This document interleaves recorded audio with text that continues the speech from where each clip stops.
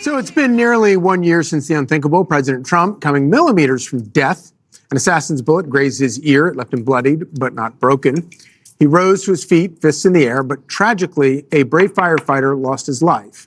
This Sunday marks that dark anniversary, and President Trump sat down with Lara Trump to reflect on the day chaos hit Butler, Pennsylvania. I didn't know exactly what was going on. I got whacked. There's no question about that. And fortunately got down quickly. And people were screaming, and I got down quickly, fortunately, because I think they shot 8 bullets.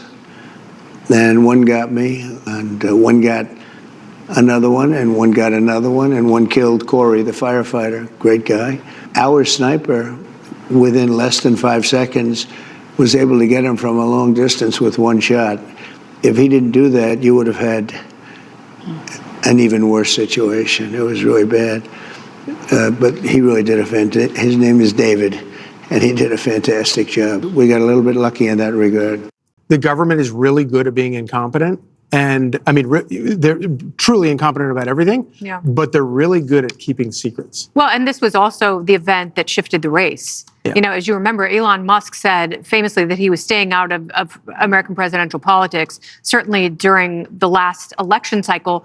And the president's reaction helped him to realize that we had to do something more in this country to take it back. And I just assumed, when polls started going in Trump's favor, and at the very end of the race, when it looked like, it was not quite as tight as we had been led to believe, when he was reelected, I'm like, one of the first things I thought was, great, we're going to have a massive overhaul of the Secret Service. Yeah. This is what has to happen, because you can't have this happen again, regardless of which party happens to have their man or woman in power.